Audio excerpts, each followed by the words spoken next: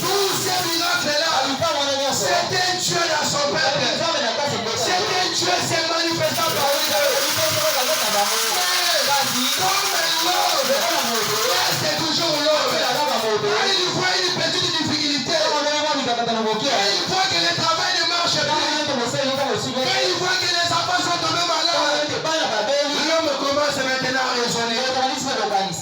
Est-ce que réellement c'est Dieu est avec nous? Est-ce que réellement il nous a abandonnés? Ou bien il nous a pas abandonnés? Tu ne te souviens pas de ce que Dieu a fait dans ta vie? Depuis que toi tu es né, depuis les premières années jusqu'à l'âge que toi tu es aujourd'hui, c'est par Dieu que Dieu te protège. C'est par sa force qu'il te protège. C'est la cause d'une petite épreuve, à cause d'une petite maladie. Vous allez voir un chrétien commence à murmurer. Vous allez voir un chrétien commence à parler. Est-ce que ce Dieu-là nous a laissé? Est-ce que ce Dieu-là est allé toujours avec nous? Mon frère, ma soeur, les épreuves, la maladie, les soucis, les manques d'argent, cela ne signifie pas que Dieu t'a abandonné. Est-ce que tu es là? Mais c'est un chemin que Dieu te fait marcher. C'est un chemin que Dieu veut t'apprendre quelque chose. C'est un chemin que Dieu va, il t'amène à la maturité pour que tu puisses grandir en esprit, pour que tu puisses grandir avec lui. Mais comme nous étant des hommes, quand nous regardons avec nos yeux ne regardent pas loin. Nos yeux regardent seulement ici. Est-ce que vous êtes là? Écoutez bien. La Bible dit ceci. À travers les jeux que Dieu nous a donnés, afin que nous puissions regarder à sa parole, afin que nous puissions regarder la croix, afin que nous puissions retourner notre regard vers le Seigneur Jésus-Christ. Il y a les autres qui tournent leur regard vers les choses de ce monde. Il y a les autres qui prennent leur regard, qui tournent vers les femmes de ce monde. Écoutez bien, les corps que Dieu t'a donné, c'est pour que tu puisses lui servir. Les mains que Dieu t'a donné, c'est pour que tu puisses les louer. La bouche que Dieu t'a donnée, c'est pour que tu puisses chanter pour lui. Les pieds que Dieu t'a donnés, c'est pour propager la parole de Dieu. Partout toi tu pars. Mais regardez, quand on nous fait de cela, quand on nous fait de cela, le corps que Dieu nous a donné, nous avons fait cela avec quoi? Est-ce qu'à travers les yeux, nous regardons la croix? Est-ce qu'à travers les yeux, nous regardons vers Jésus? Est-ce qu'à travers les yeux, nous regardons vers les choses de ce monde? Mon frère, ma soeur, le corps que Dieu t'a donné, c'est pour lui servir. Dieu te demandera ce jour-là, je t'avais donné la bouche. Est-ce que tu chantes pour moi? Je t'avais donné les pieds. Est-ce que cela est pour l'évangile? Est-ce que je t'avais donné les oreilles? C'est pour entendre la parole de Dieu. C'est pour entendre les musiques chrétiennes. Avons-nous fait de cela? C'est une question qui nous oppose. Qu'est-ce que nous avons fait de cela? Est-ce que nous avons pris cela? Nous avons vendu cela au diable. Est-ce que nous avons pris cela? Nous avons vendu cela à ce mort. Écoutez bien, à chaque fois que vous faites quelque chose et que vous ne placez pas Dieu en première position, sachez que ce que vous êtes en train de faire est meilleur. Est-ce que vous êtes là? Tout ce que moi je veux faire, je dois placer Dieu en première position. Avant que je puisse sortir, je dois prier.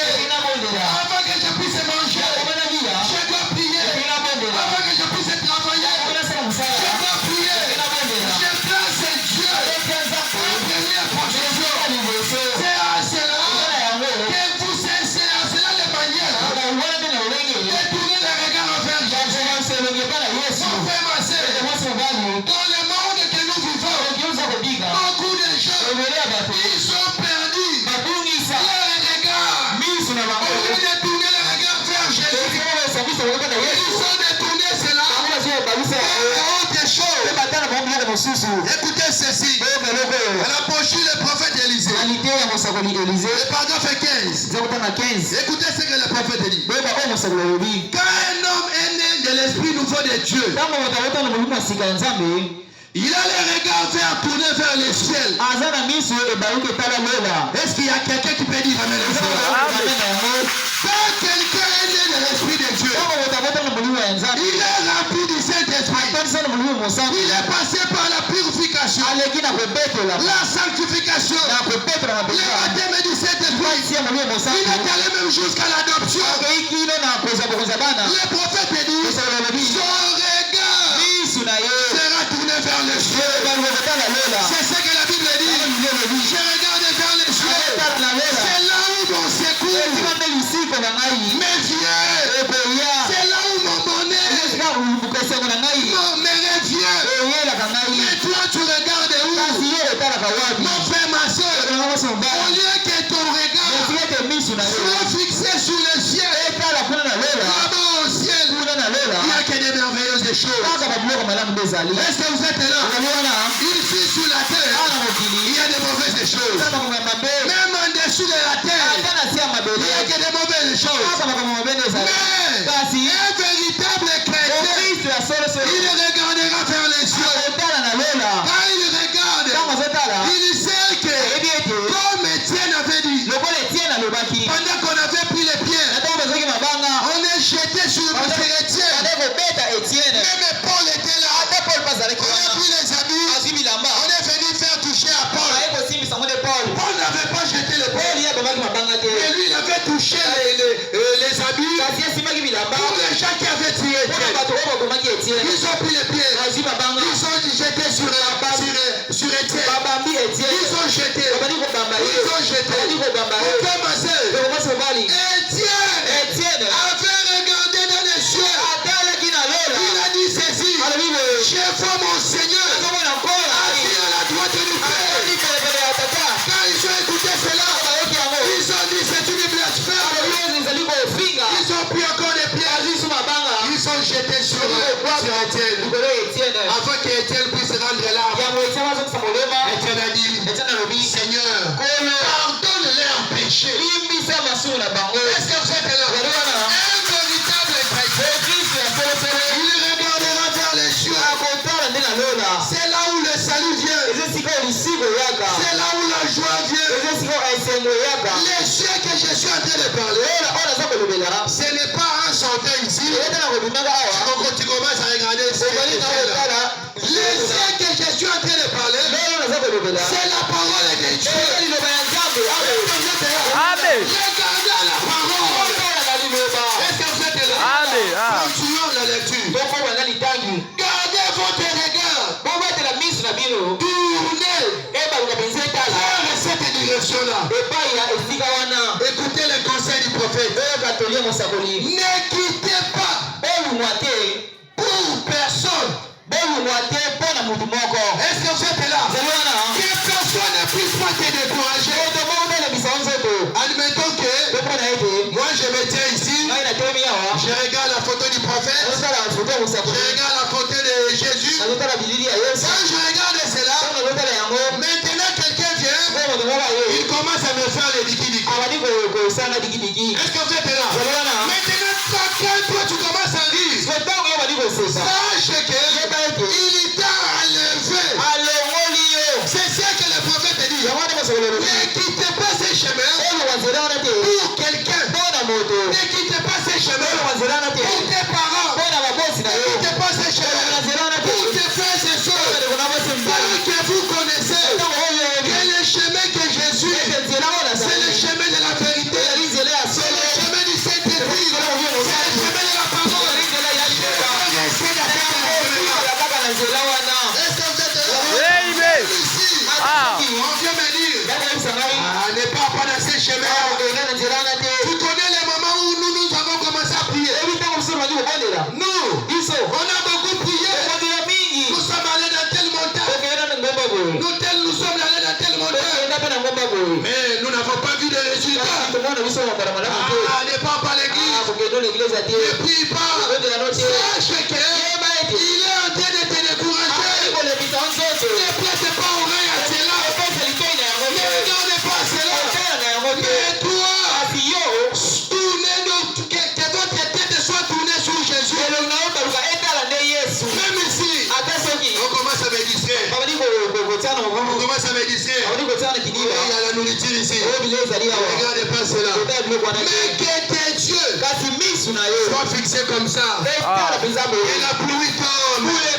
Que mes yeux soient fixés sur Jésus. Que les problèmes viennent. Mes yeux seront fixés vers Jésus. À travers Jésus, il y a la solution à tous vos problèmes. Amen. Gardez simplement les yeux fixés sur Christ. Les gens ne disent pas Amen. Gardez vos yeux fixés sur Christ. Fixés sur la parole. Fixés sur le Saint-Esprit. Prenons rapidement le livre des Devoirs. Le chapitre 6. Et nous pouvons commencer au verset 20 et nous descendons. Nous allons écouter ce que la Bible nous dit. Lorsqu'il fut entré dans les Samaries, Élisée dit, l'Éternel,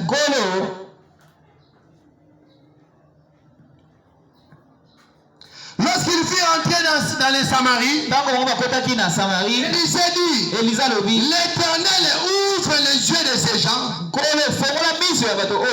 qu'ils voient. Et l'Éternel ouvrit les yeux. Et il vit qu'ils étaient au milieu de Samarie. Les rois d'Israël, en les voyant, dit à Élisée, frappe-les. Tu ne frapperas pas, répondit Élisée.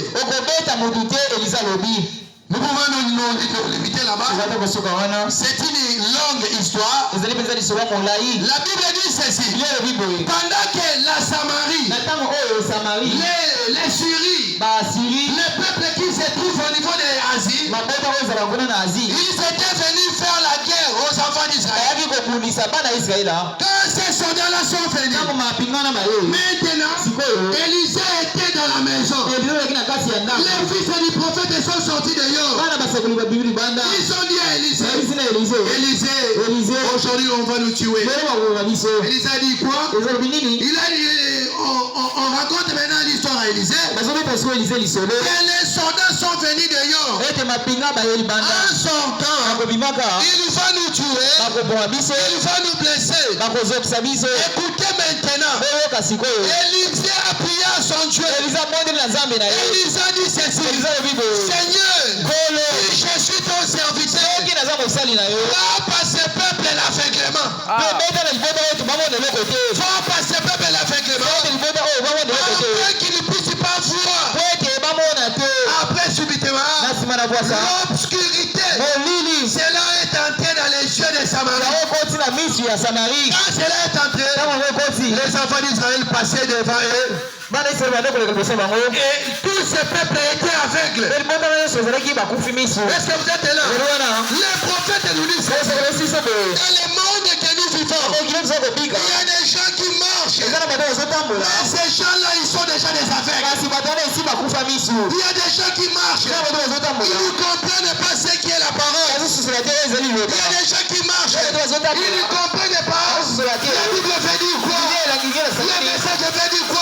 Ces gens-là, ils sont devenus aveugles spirituellement. Est-ce que vous êtes là? Prenons aussi le livre de Matthieu 13. Nous allons écouter ce que Esaïe avait dit. Comment quelqu'un se posera la question? Moi qui suis en train de voir, on m'appelle que je suis aveugle. Est-ce que vraiment c'est réel? Je vais vous donner des exemples pour voir comment le monde est devenu aveugle. Il entend et ne comprennent point. Et pour s'accomplir cette prophétie d'Esaïe, Vous entendrez de vos oreilles. Et vous ne comprendrez point. Vous regarderez de vos yeux. Et vous ne verrez point. Car le cœur de ce peuple est devenu insensé. Ils sont d'ici leur oreille. Et ils ont fermé leurs yeux. De peur qu'ils ne voient point. De peur qu'ils ne voient point leurs yeux. Ils n'entendent pas de leur oreille. Ils ne comprennent pas de leur cœur. Qu'ils ne se convertissent point. Et que je ne leur guérisse. Est-ce que nous ne pouvons pas acclamer ces